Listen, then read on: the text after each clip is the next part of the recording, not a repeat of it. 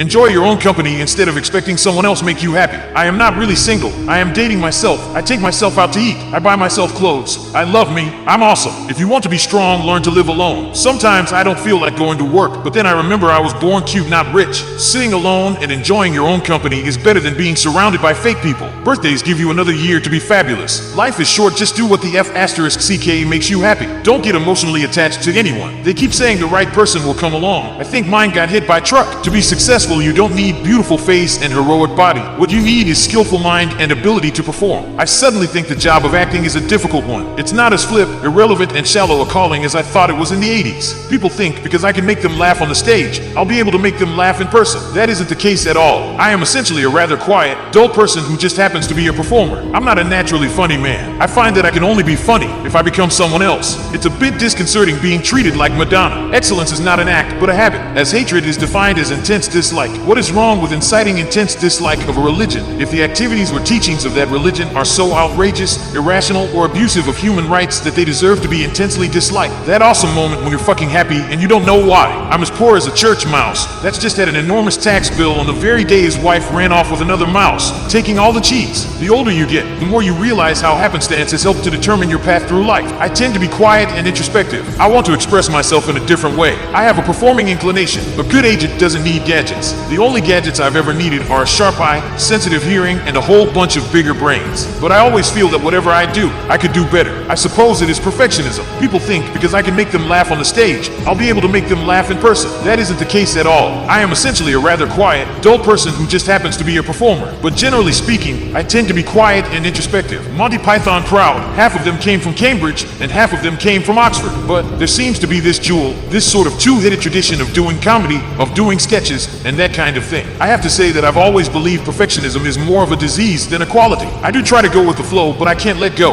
When I was doing Being more than I've done him in the last few years, I did strange things like appearing on chat shows in character as Mr. Bean. There's always that age-old thing about England and America being divided by a common language. You think that because we speak English and you speak English that you're bound to understand and like everything that we do. And of course you don't. I like to juggle with one ball at a time. Then I put the ball down and do nothing for extended periods of time. I feel as though the camera is almost a kind of voyeur in Mr. Bean's life, and you just watch this bizarre man going about his life in the way that he wants to. Funny things tend not to happen to me. I am not a natural comic. I need to think about things a lot before I can be even remotely amusing. And we put a lot more value, or at least I personally put a lot more value, on the creative values and creative challenges of something than the commercial necessities. Of course, some would say if you have a performing inclination, then you should become a lawyer. That's a platform we use, or a priest. You know, anywhere you lecture and pontificate to people. I think I have an inner confidence that my tastes are pretty simple, that what I find funny finds a wide audience. I'm not particularly intellectual or clever or minority focused in my creative instincts, and I'm certainly not aware of suppressing more sophisticated ambitions. It's a bit disconcerting being treated like Madonna. We still have a tradition, certainly in English television. It's faded a bit in the last 5 years, but we still have a tradition where the important thing is the quality and the challenging nature of the programming. Apart from the fact that your physical ability starts to decline, I also think someone in their 50s being childlike becomes a little sad. You've got to be careful. The older you get, the more you realize how happenstance has helped to determine your path through life. The clear problem of the outlawing of insults is that too many things can be interpreted as such. Criticism,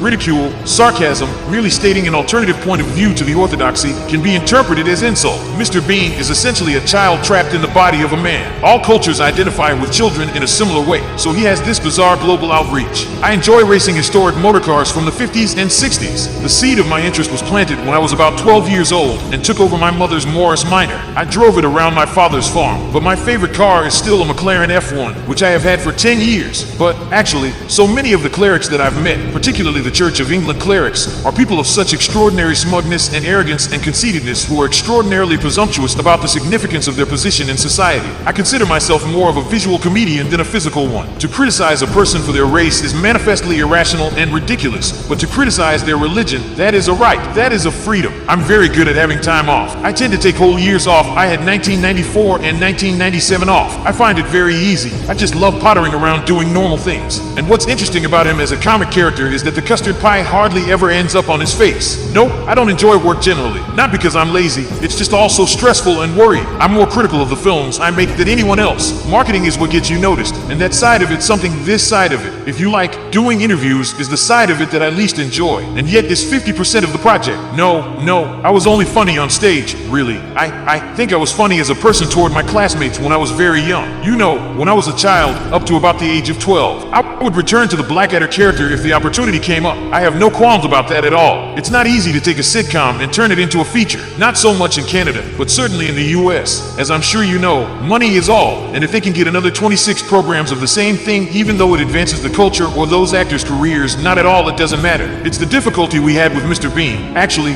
when it went from TV to film, you certainly discovered that you need to explain more about a character. You're about as useful as a one-legged man at an arse-kicking contest. Mr. Bean is at his best when he is not using words, but I am equally at home in both verbal and non-verbal expression. I have always worried about things more than I should. I want to express myself in a different way. I have a performing inclination. I have always regarded Mr. Bean as a timeless, ageless character, and I would rather he be remembered as a character mostly in his 30s and 40s. Confronting a stadium audience, you can't see the whites of their eyes. It's just an amorphous mass of noise and, of course, you can't see the alleged billions watching at home either. So the degree to which you are intimidated is quite low. I think the character does tend to suit an episodic thing, because what's fun about him is that he doesn't care about anyone else, and it's very difficult for a main character, a lead character in a movie to not care about anybody else. In TV, and in particular in commercials, you don't really need to explain very much at all. You just say he's a spy, and he's a little bit theatrical and overblown and smug, and he's not very good at his job. In the modern media age, we are rarely surprised by what we see, whether it's on television or film or in the theater. Everything is so advertised, so trailed, that most entertainment is merely what you thought it was going to be like. Get that right, then if you get the quality right, then the marketability or whatever, your ability to sell videos or your ability to earn money or whatever,